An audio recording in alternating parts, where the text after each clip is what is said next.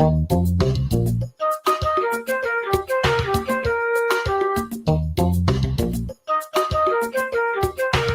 Indian politicians and their narrowest views, for me, will always have to be on their P's and Q's to answer my pen when it's awesome strength.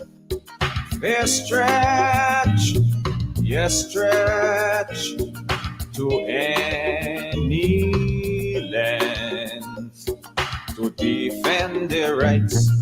The masses won from emancipation until the present. Time is essential in everything. West Indian politician, take heed while I sing, cause you tell Trini he better than Bajan. You tell BG he smarter than Jamaican. You tell Jamaican he live on the best island, then turn round and tell them you preaching island integration. West Indian politician, I check out your evil ploy. The more I hear you, the more you sound like Westminster choir boy. West Indian politician, I check out your history. And because you train in England, Westminster joking me.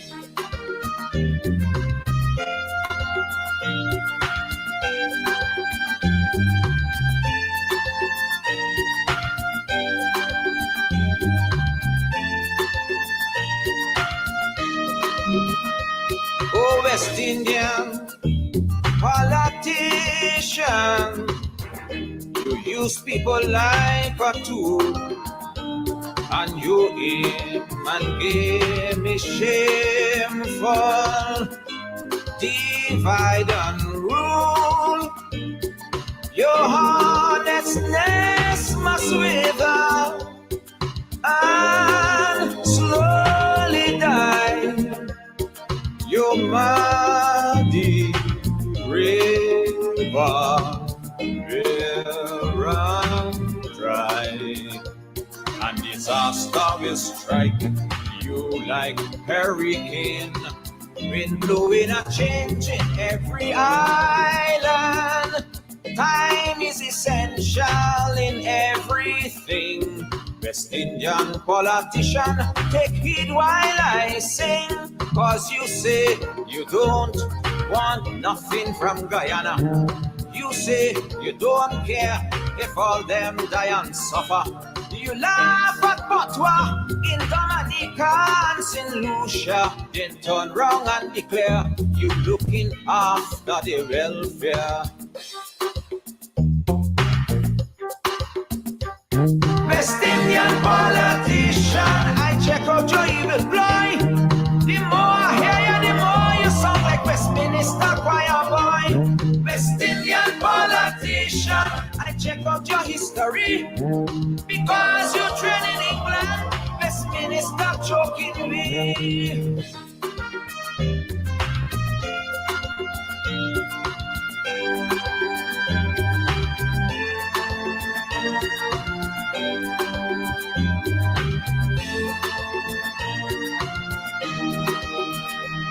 Oh, West Indian politicians, your end is near. Your victory, I swear, I hear loud and clear. 'Cause how long can we bear this burden of yours? Your festering sores fill every ear, and the people will rise with soul and pride. The shackles will be loosened and then cast aside. Time is essential in every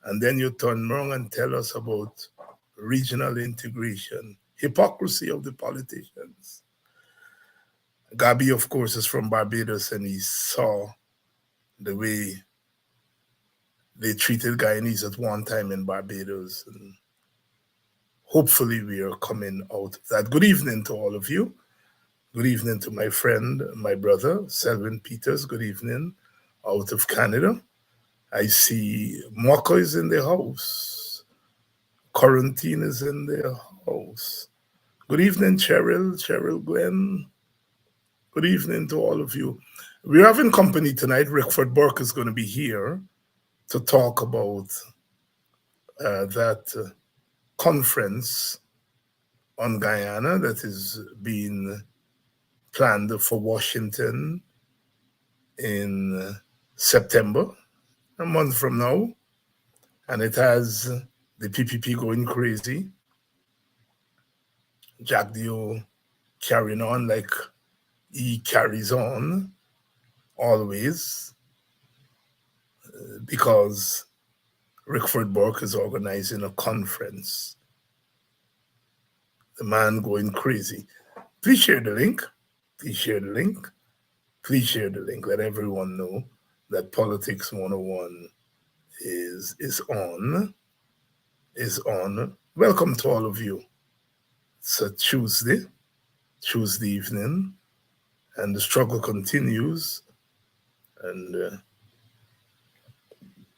the more they carry on, the more they're exposing themselves, and the more they're strengthening our case.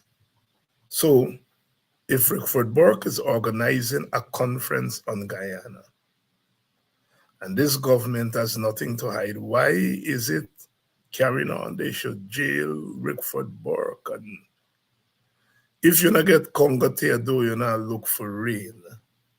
If you not get Conga Ado, you not look for rain. There must be something, a conference on Guyana in Washington, D.C. There must be something that the government is afraid of. There must be something. You not get Conga the way you look for rain for. Good evening. Please spread the link. Please spread the link. Jack Dio is also joining the chorus. No to a supermajority. No to power sharing. They say it's not working in Suriname. You know, in Suriname, to pass certain bill, you have to have 2/3 in the House. It means the political parties are forced to come to consensus. Sometimes they don't, but most of the times they do. And that's has kept Suriname, with all its ethnic groups, it has kept Suriname stable, relatively stable. That's how they do it in Switzerland. Switzerland, they have a presidency. The 4 major ethnic groups, each has a representative in the presidency, and then they rotate it every year. In the Netherlands, Dutch people, they have power sharing. That's where the Surinamis got it from.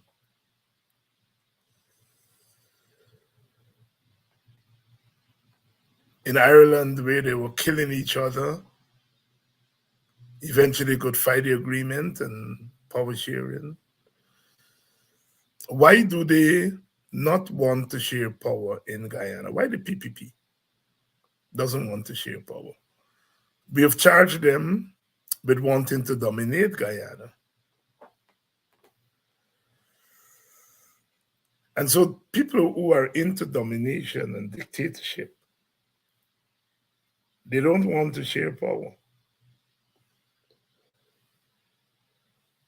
And we are saying, after all the fighting, after all the shadow boxing, After all of that, we've got to share Guyana. We've got to share Guyana. If you get 50%, that's you share. You get 49%, that's you share. You get 5%, that's you share. Nobody asking Jack Dio and the PPP for their power. Their power, they win. They say they win 50% of the vote. So take 50% of the spoils. Nobody taking that away from you. Good evening. Welcome to Politics 101. Rickford Burke is going to be joining us to talk about that conference. Coming up in Washington, D.C., that's the government running helter-skelter.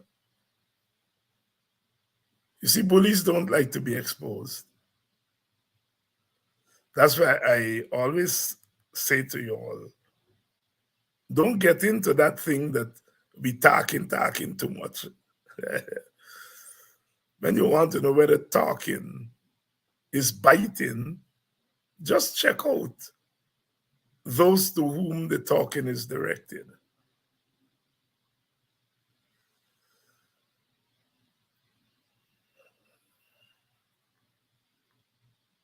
Good evening. Good evening. We have to fight on all fronts. We have to fight on all fronts. And we have to figure out where the bullies are weakest and you punch them there. When we said apartheid there, or an apartheid, emerging apartheid state, you see how they get bent out of shape? Because you see, the word apartheid is known throughout the world. And the world knows apartheid, and they don't want any country in the world to go there. And once we said apartheid, the rest of the world will begin to look at Guyana, which they did.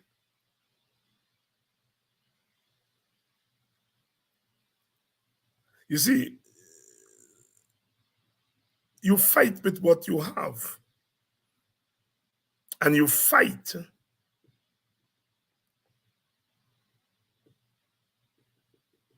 with the tools that you have at your disposal. You see, when Brother Malcolm said, by any means necessary, they said, oh, he's talking violence. But he said, any means that is necessary, which means whatever is necessary, whatever means are necessary to bring the dictatorship to book, you use it. Don't take nothing off the table. Politics, struggle are not one-dimensional. Why do they fear the open word? The poet, I think, Bertolt Brecht, who asked that question, I think. Why do they fear this conference that Rickford Burke is planning? It's a conference. If you not get Congo do, why you look for rain? Why you frighten rain? The old timers will know what is Congo tea.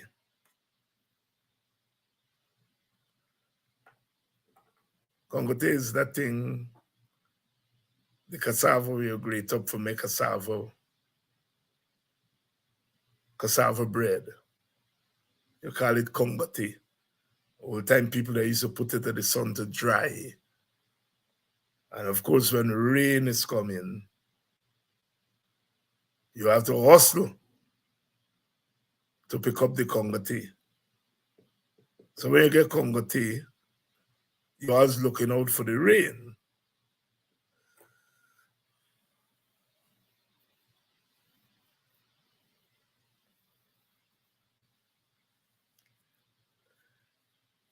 You know, when I said to black people, buy what you produce, buy what you produce in your community.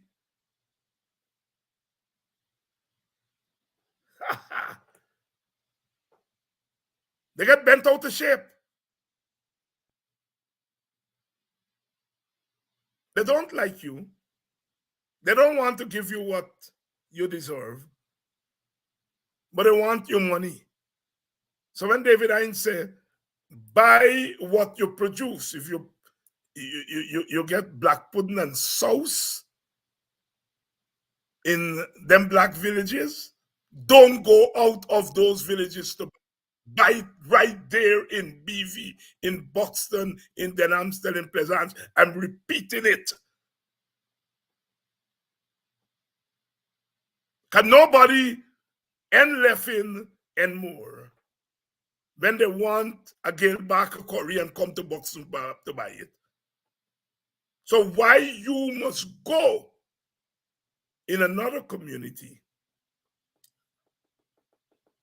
to buy something that is plenty in your community? It's simple economics. But you see, they don't want that to happen. They want us to always go spend our money there.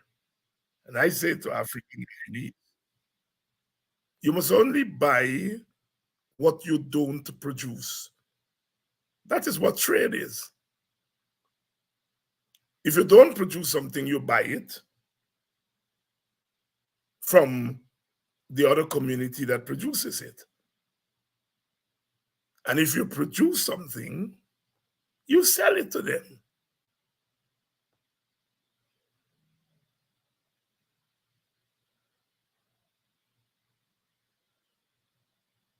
You sell it to them.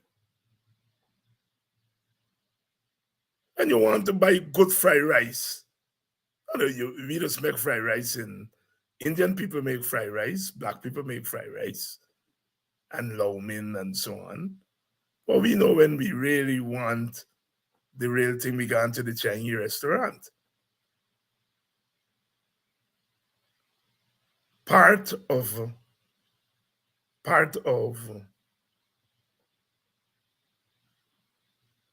self-determination, part of self-determination is that you have to support. You have to support your own industries. You have to support your own industries. We're not playing with that. We're not playing with that. Good evening. Please share the link. We're expecting Brother Rickford to join us shortly to talk about that conference. Our objective is a Guyana that responds to all its citizens. And then you have one party that is saying that it doesn't want to join with other parties. It means it doesn't want to share. You all see what's happening with the sugar workers? You see the divide and rule? Even among their own supporters. Those who left, they give them severance pay. And then they give them $250,000 more. And then they give them hamper and all kind of story. Those who were transferred to other estate, they didn't get severance pay. We're not sure whether they got the $250,000. Maybe they get it. But they're saying no, Rosal Estate open back. And they're telling these sugar workers they must transfer back to Rosal. And the sugar workers are saying, well, Blairmont where we are, Albion where we are, we first must be given severance pay from those estates.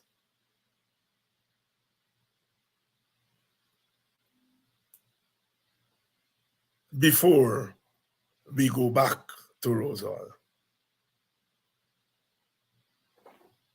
Listen, you don't have to agree with those sugar workers. Here are Indian workers making demands of the government. And you know what? The union, GAU, which is the PPP union, supporting those workers. And those workers will get what they're asking for. But when we tell African people to make demands, they're calling us racist. You know? These sugar workers, maybe they get that 250,000. I'm not sure. Maybe they get it. But now the government is telling them we open back the estate, come back. They're saying where we are transferred to, we are severing our employment with them, so we must get severance pay before we go back to Rosal. And they're picketing Freedom House in New Amsterdam. And I don't see the police beating them. I don't see anybody saying to them they're hooligans.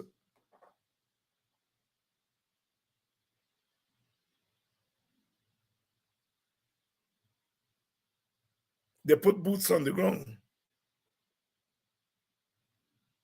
The union is supporting them. The PPP union. The police is not harassing them. But when African people make demands and they go on the streets, the police ready to beat them. And they are considered to be hooligans. And when their leaders tell them, make these demands, we call their leaders racist. All citizens have the right to make demands on government. As I said, we don't have to agree with their demands. We don't have to agree with their demands. Johnny, I had a Wi-Fi problem. I'm on in 30 seconds. All right, Brother Rickford is coming on. We don't have to agree with their demands, but they're doing what citizens do. They make demands of their government. And they're implying that the government could pay them the severance. And just as Indian people have the right to make demands, and I support their right to make demands of government, so do African people.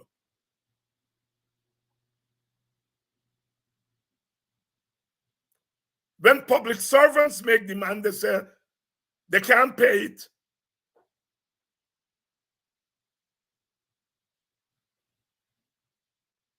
When public servants strike, when teachers strike, when teachers go on the road, they cry them down. Where is the fairness? Where is the justice?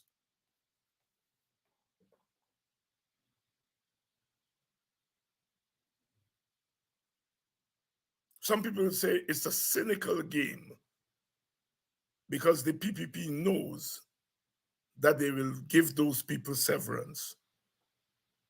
They know that they will meet the demands of those people. But I just want it to look like, look, our own supporters. We are not giving them things. As I said, This is not a case of whether you agree with those people or not. It is they are making demands of government. They are picketing, they are demonstrating, they're on the road, they're not working. And you hear the government threatening them.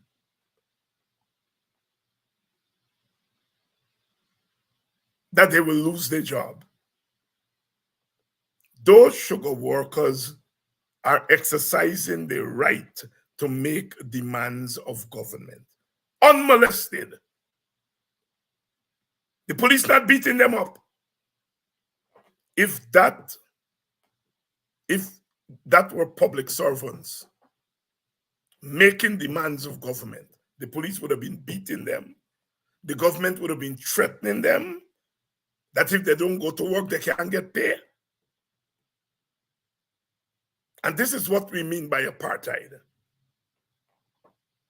where one group is treated differently from the other group. All groups should be treated differently. The right to make demands of government, the right to protest.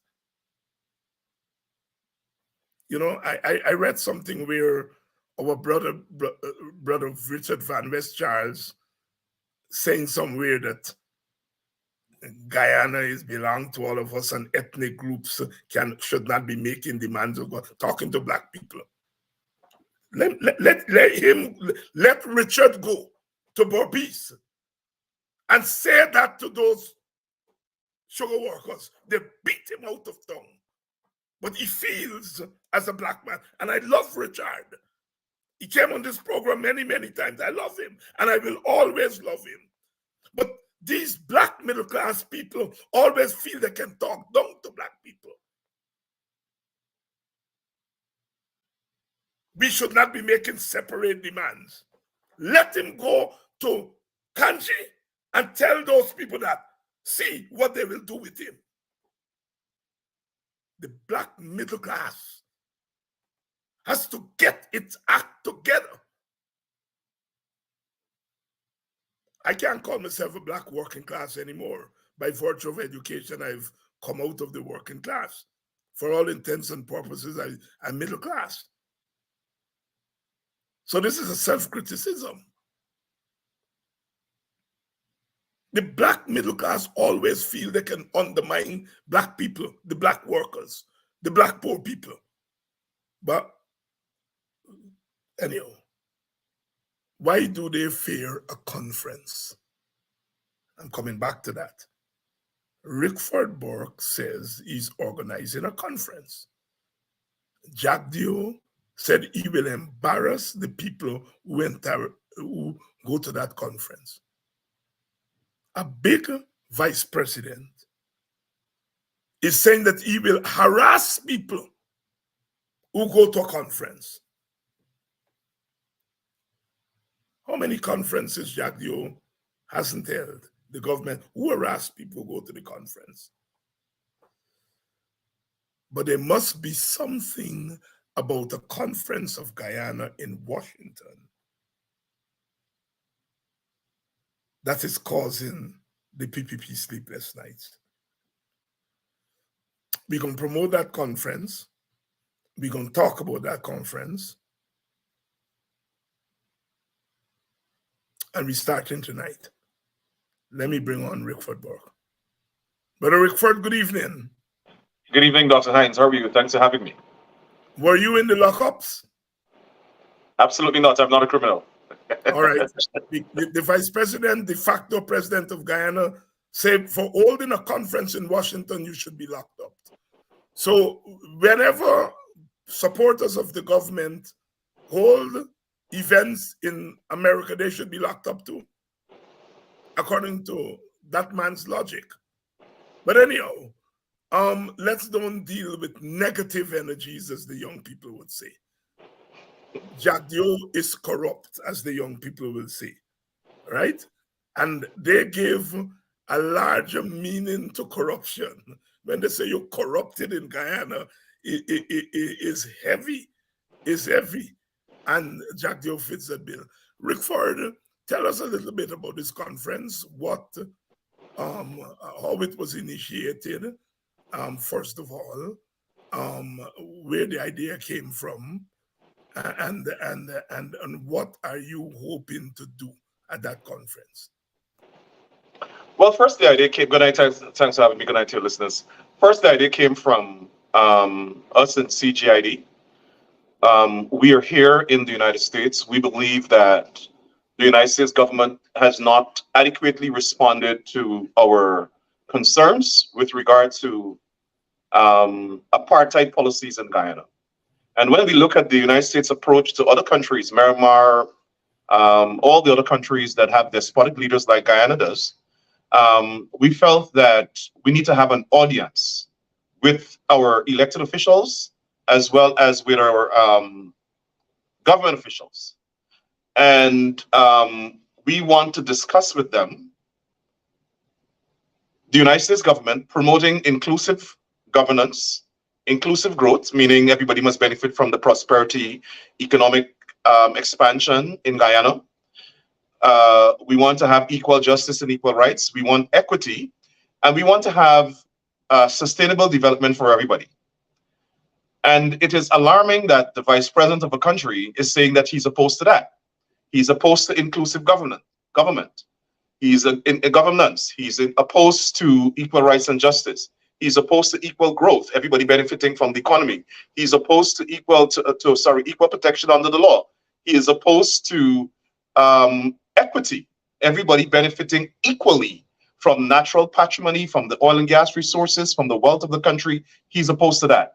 And he's opposed to everyone promoting sustainable development for all Guyanese. He only believes that his supporters must benefit from everything in Guyana. I think he's promoting dividing Guyana physically, geographically. It seems to me that's where he wants to go. We're observing. And so the Constitution of the United States, where we live, allow for us, as you know, Dr. Hines, to meet with our elected officials and to have a discussion with them and to let them know our views. The fact that a despotic autocrat who has an ethnocracy that believes only his ethnic supporters must benefit from the wealth of the country, the fact that he is sitting in Guyana and wants to interfere with our discussions with our elected officials is in itself so reprehensible and unthinkable. To me, it warrants sanction. That's number one. Number two, he made a terrorist threat against the conference, which we reported to the FBI and the Washington police.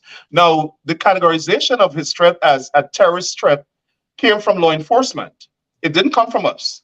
When we first discussed this with law enforcement and we sent them the tape, the senior officer that we consulted or that we filed a report with said it was a terroristic threat. And so they've launched an investigation into it.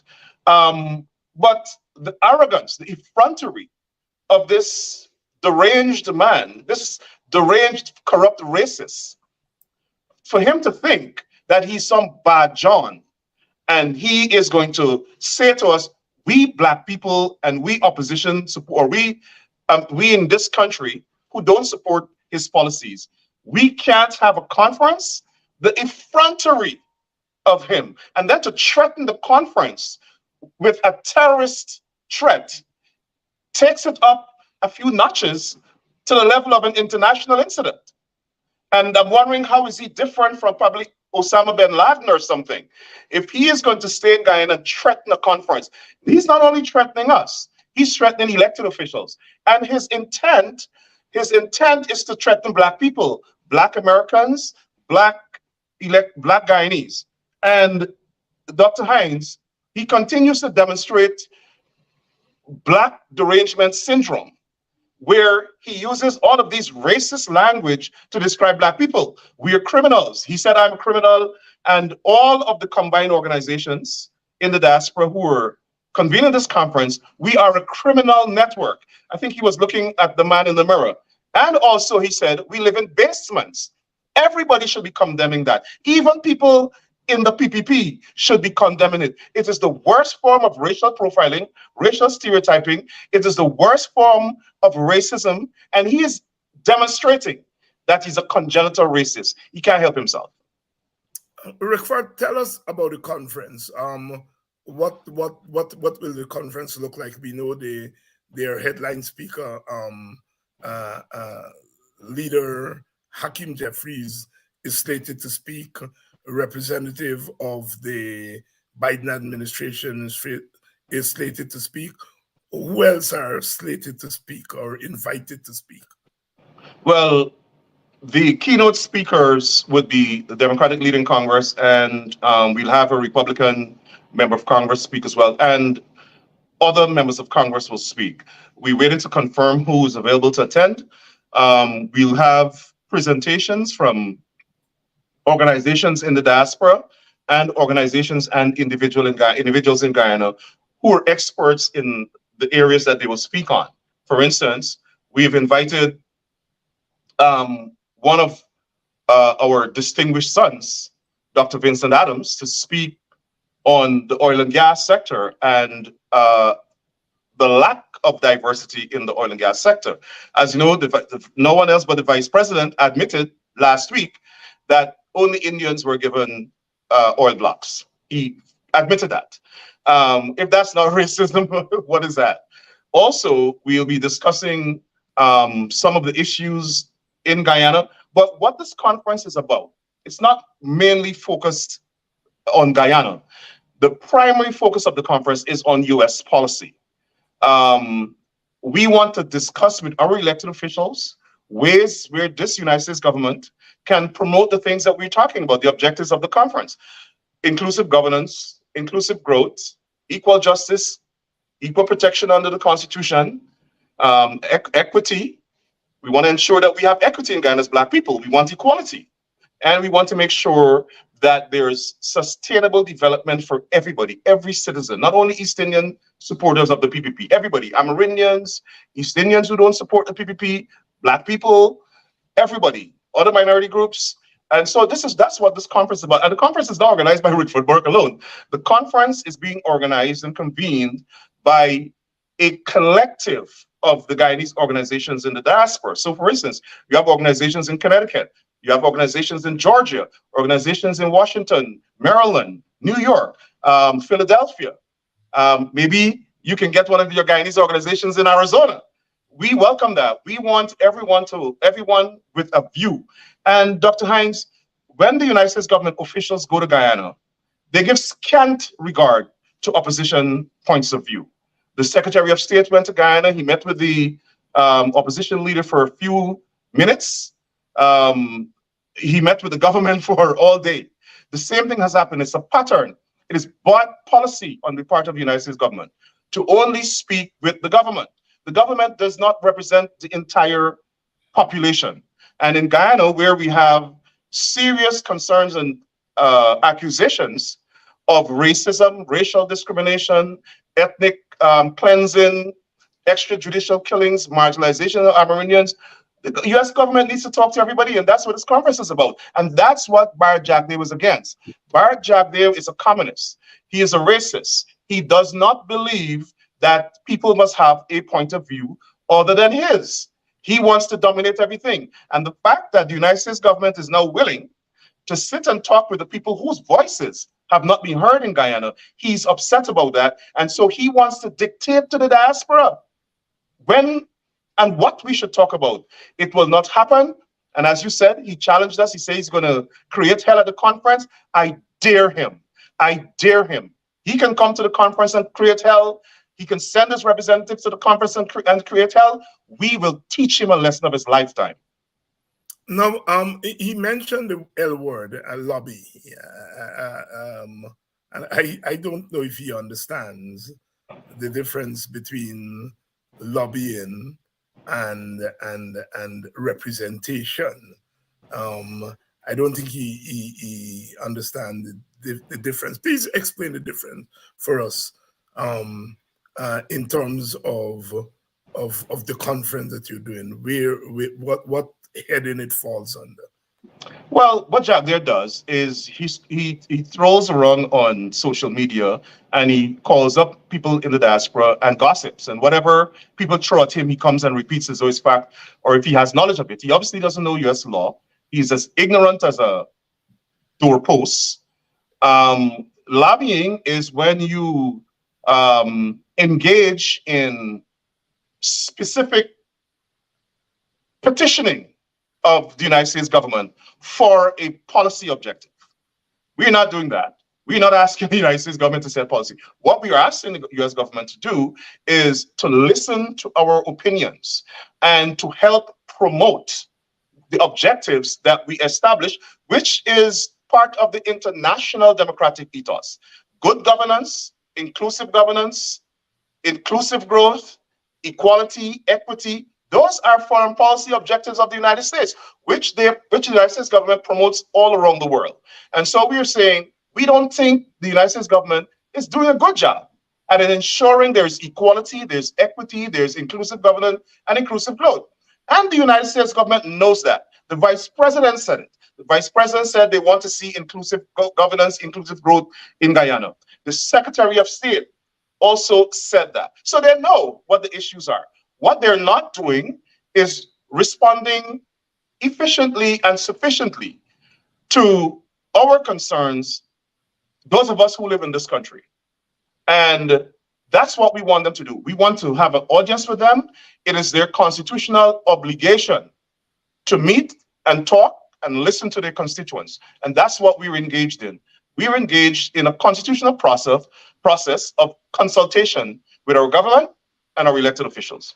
And the right to petition the government is and the right to petition the government is a constitutional right, and petitioning your government is much different from lobbying. Lobbying, of course, has to do with well, what he wants to do. Yeah, he wants to throw everything at the wall to see what sticks, and he wants to do it in the context of criminality.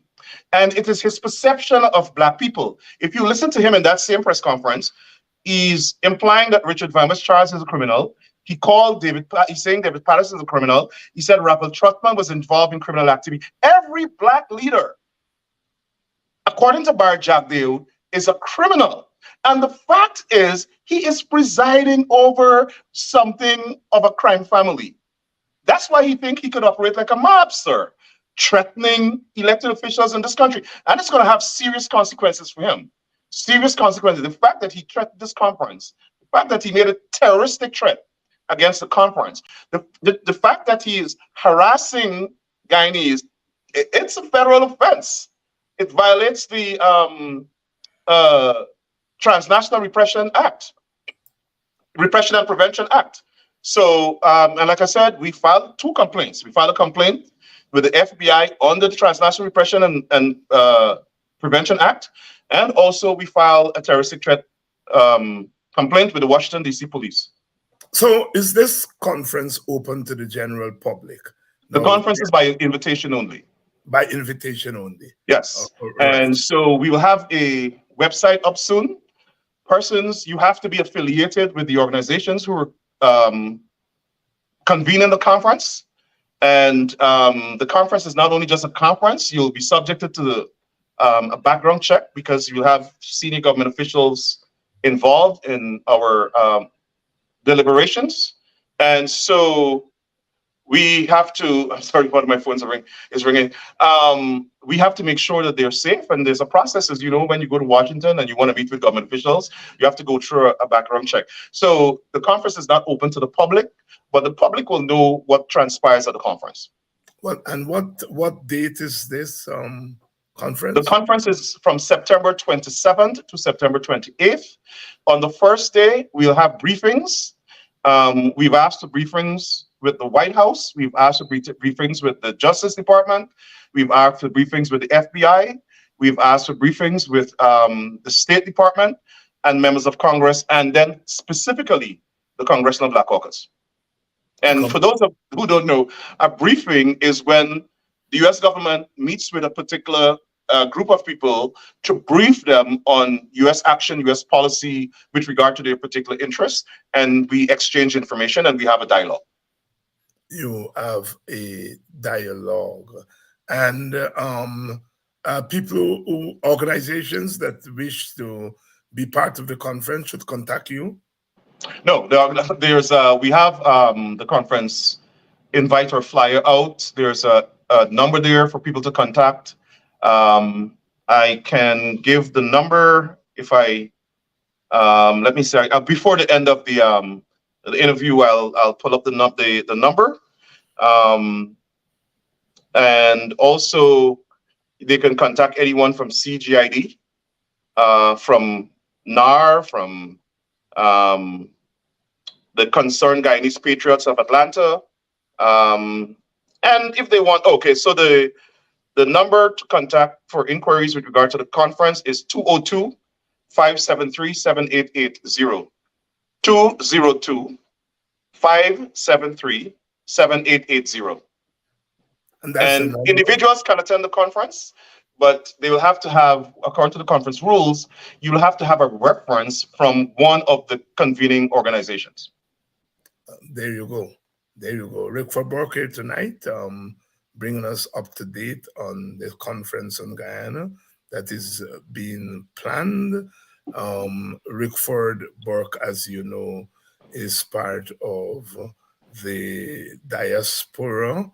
He's an activist in the diaspora and has been organizing events, cultural events, political events. Rickford, the question of Guyana and the US is a very central question, given the fact of our oil and gas, our petro state. American companies are there in Guyana. The American government took an active interest, some said more than an active interest, in the 2020 election. So for all intents and purposes, America is central to the shaping of what happens in Guyana as we go forward. Is this one of the motivating factors behind the conference? Of course. Guyana now it has the potential of being the fourth largest oil producing country in the world. One. Two, it's an important strategic geopolitical ally of the United States. It's right in the Western Hemisphere. It's right at the tip of South America, bordering the Caribbean. And so the United States government has, in addition to that, because of its oil, the US has a national interest. And that interest requires that it ensures stability, it ensures good governance, it ensures accountability, it ensures that if it is partnering as a true, genuine ally, they adhere to the principles of democracy, none of which right now, and the rule of law, none of which obtain in Guyana. Guyana is a despotic ethnocracy where the PPP government uses the resources of the country to enhance its own ethnic collective. And it marginalizes African people of African descent, Amerindians, and other races that don't support them, including some East Indians. And but primarily, the government is a racist government. It's probably the most violently racist government in the Western Hemisphere. And those of us in the diaspora, we are not going to tolerate that. They can punish and harass and victimize the people in Guyana. But when it comes to us in the diaspora, we live in a free society. And we're going to speak out. We're not only going to speak out, we're going to fight it. And we're going to defeat it. We must defeat PPP racism. And the fact that we have Barrett Jack there, a despot, a pseudo want-to-be tyrant, thinking that he could terrorize people, threaten elected officials, be disrespectful to Black leaders, criminalize Black people, say we live in basement, utilize the tactics of the KKK to disparage Black people. We're not gonna tolerate it.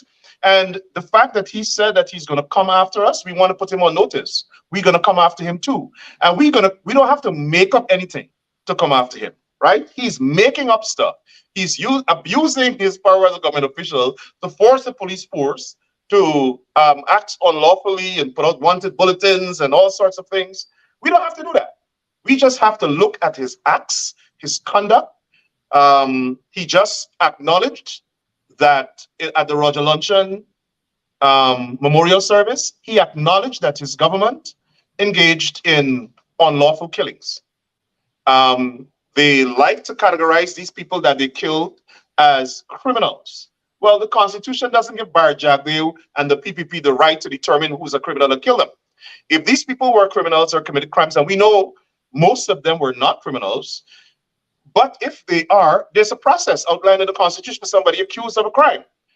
You charge them, you put the crime to them, you prosecute them in a court of law, have them judged by a jury of their peers, and the jury makes a verdict, renders a verdict, and a judge imposes sentence. That is fair, providing that the whole process is fair.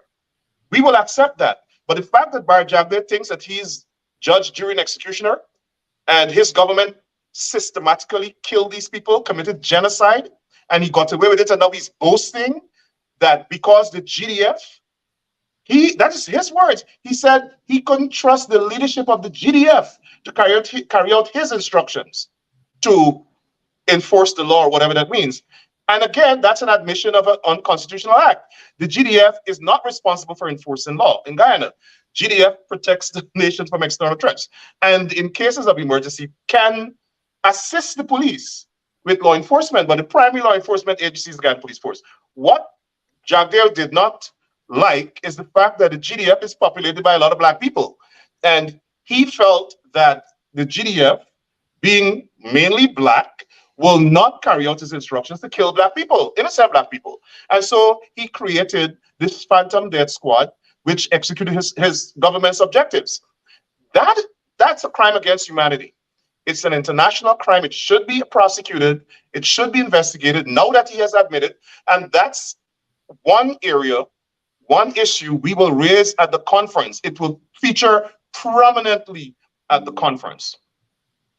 Rickford Burke. Rickford, what do you make of first Nandalal and now this past week, Mr. Jagdeo, objecting to, in essence, to power sharing? What do you make of that?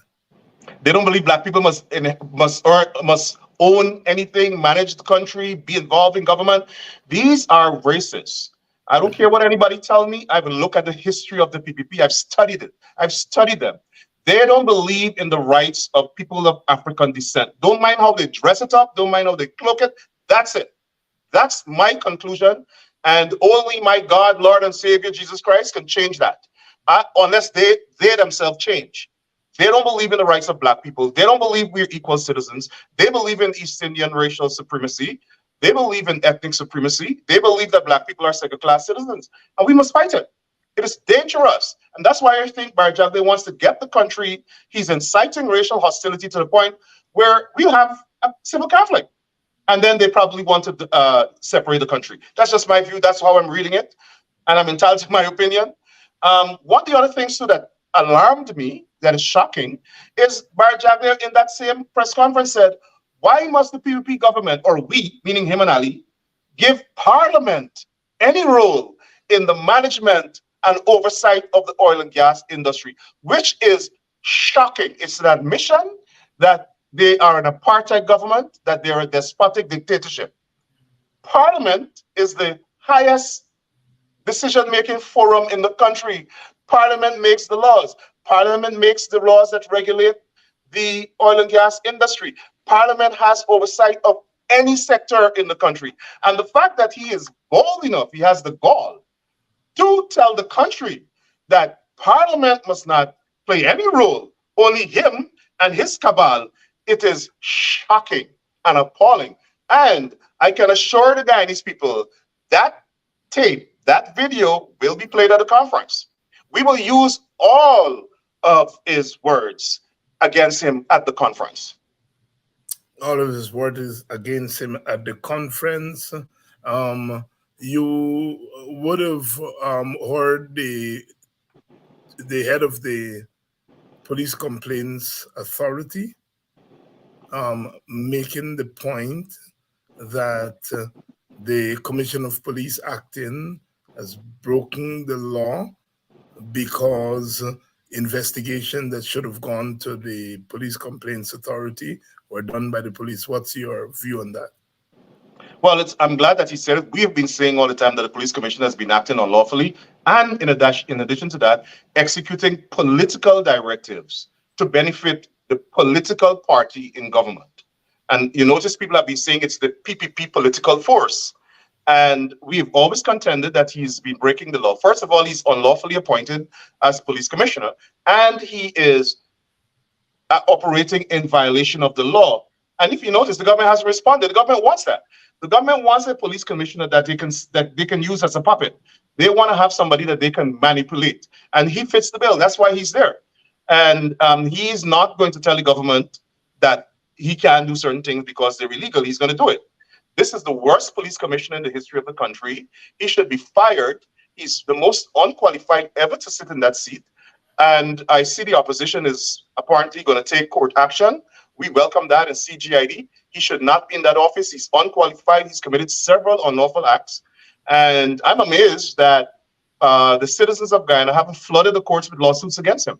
And the Police Complaints Authority established that he's acting unlawfully. We've said that. I've said this on this very program.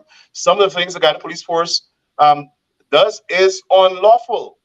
And the fact that he didn't only say he's breaking the law. He, as far as I'm concerned, some of the things that he's accused of are criminal. They're criminal.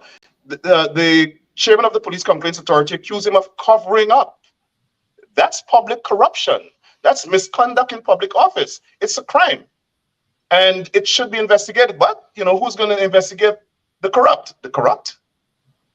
Well, Mr. Paul Slow has revealed that 7 out of 12 of the divisional commanders are Indian Guyanese, in a force in which Indian Guyanese are a tiny minority. And those 7 commanders include a gentleman who has now gone to the East Coast, who locked up, arrested, and a lawyer. Your views? My view is that he's being awarded by the government for that unlawful act, and it was sanctioned by the Chief Justice. She said it was unconstitutional, and she imposed a fine on the government for that. I think she should have imposed a personal hefty fine on him. One of the things that we have been lobbying for here in New York City is for them to change the law that when police officers act in contravention, knowingly, decidedly, and intentionally, act in contravention of the law to harm people and deprive people of their rights, they should be liable personally. And in Guyana, if we want to get rid of police corruption, I think we should institute that law. The state cannot give them immunity when they're acting deliberately to infringe on people's rights, to take away people's rights, and to harm people. We must change the law to make them personally liable so that citizens will sue them and take away their homes, take away their cars, take away their bank accounts. That's the only way we'll have police accountability. They have to be held personally liable. We have to have a more powerful police complaints authority that has teeth, that can discipline them, that can fire them, that can refer them to a tribunal or the court for prosecution rather than going through the district attorney. The Guyana police force is corrupt. Its image is in tatters. Citizens have no confidence. Its public trust has been completely obliterated. And the only way for us to have a police service that inspires confidence of the people is by imposing serious rules and punishments for when they break those rules. And those are some of the things that I would recommend. Those are some of the things that you will recommend. Sugar workers who are told that they should revert to Rosal Estate are on the streets saying that they should be given severance pay before they go back to Rosal Estate. GAU, a PPP union, is now supporting those workers. Those workers are out there. They're picketing Freedom House. What is that all about, Rickford Burke? I think that's a ploy. I think that's a PPP ploy. That's a PPP ploy to again give sugar workers billions of dollars of taxpayers' money in raises and severances and different types of payments. So they can't do it just come out and give them money. They are starving the public servants of money. So what they've done is that they have orchestrated the strike, and then they'll have a grand settlement, and the sugar workers with their political supporters will be satisfied and go home and live happily ever after with another lump sum of taxpayer money, while the black public servants and government workers continue to live on a starvation wage. Continue to live on a starvation wages. Rickford Burke, back to the conference.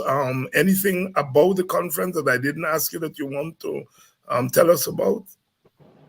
Well, the conference is going to indeed raise the ante against what is happening in Guyana. We are now bringing to the world, bringing to the United States capital, the plight of Guyanese. But not only that, we want the United States government, we will create awareness in the United States government of what is going on in Guyana. And as I said, the objective of this conference is not to complain about what is going on in Guyana. The objective of this conference is to create awareness among the government and elected officials of the situation in Guyana and the views of us here, their constituents in the diaspora. They are our elected officials. This is our government. We want them to know that they have an obligation as a superpower, as a nation with influence, a nation that sees Guyana as a geopolitical ally.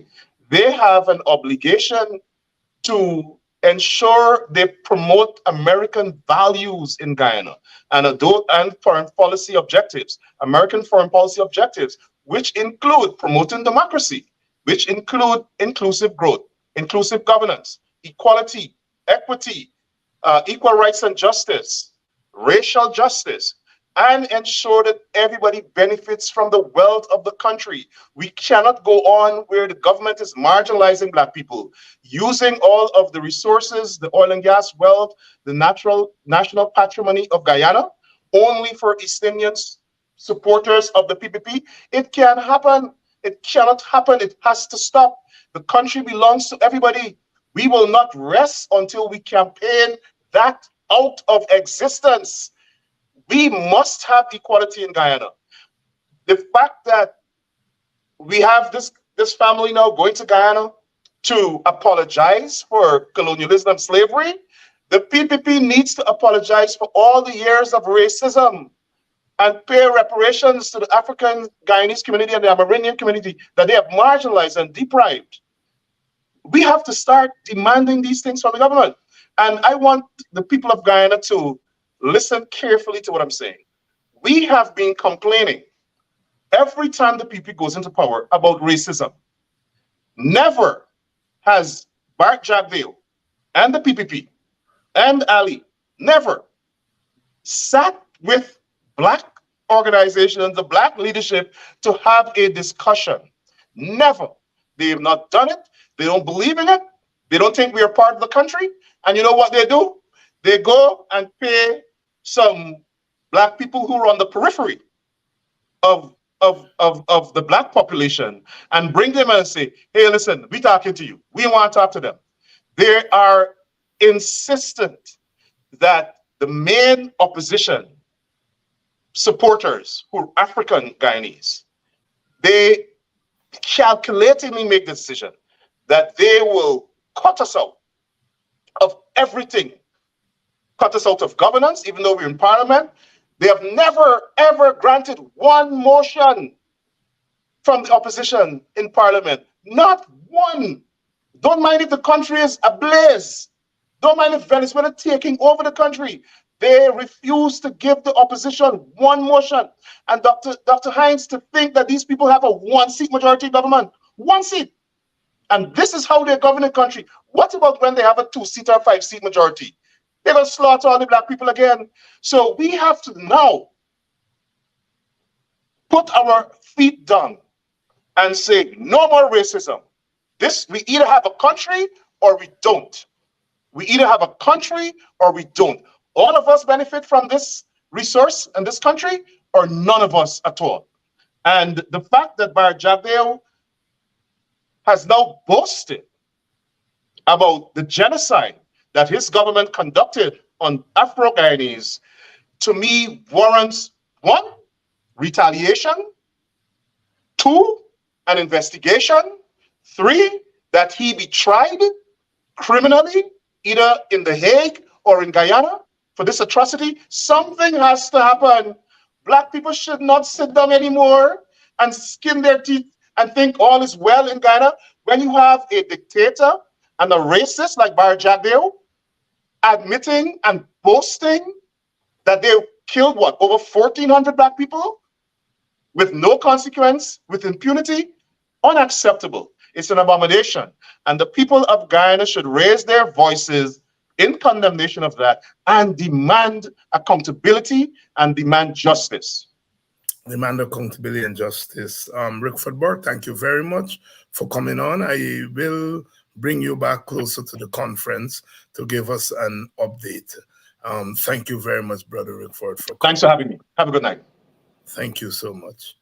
And for you, our viewers, thanks for staying with us tonight, and Rickford bringing us up to date. We're in this thing together, you know. This struggle has to be carried out on all fronts, and we have to continue to up the ante. And kudos to Rickford and those others there who are keeping that side of the struggle going, and we have to continue the other sides of the struggle. And part of it is coming here on the evenings, in the mornings, middays, wherever and whenever, so that we can continue to educate ourselves and to mobilize, because we are mobilizing. We are mobilizing. It's very important that we mobilize our people and keep our people mobilized. And so I'm eternally grateful to you all in keeping the struggle. Tomorrow night, we continue our coverage. We're going to have the Prodigy people back tomorrow night to finish that discussion on the African Guyanese plan, because we have to have a plan. And the Prodigy has come up with a plan, and we have been discussing that plan these past few weeks.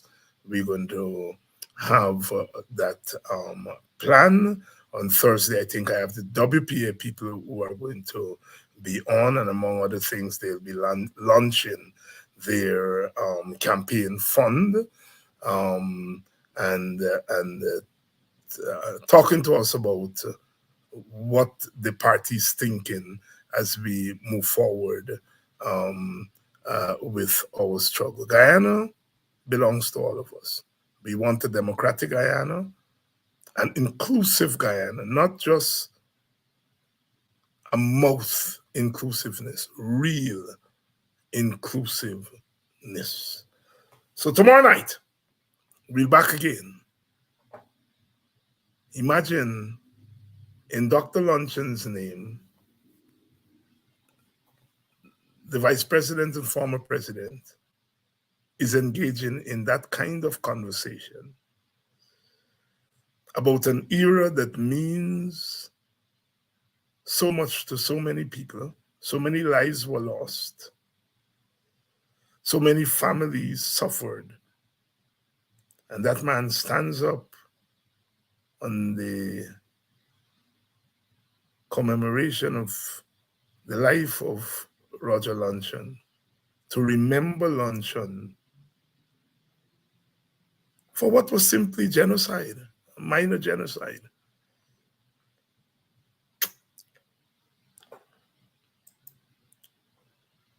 The PPP must go. They have to go. They're not good for Guyana. They're not good for our country. I'm sorry. They're not good for our country. East Indian people, elect them, and so we cannot unelect them. But what we can do is to remove ultimate power from their hands. They cannot be trusted with the wheels of power in our country. Just can't. They're too much. Extra, as the young people say. See you all tomorrow night.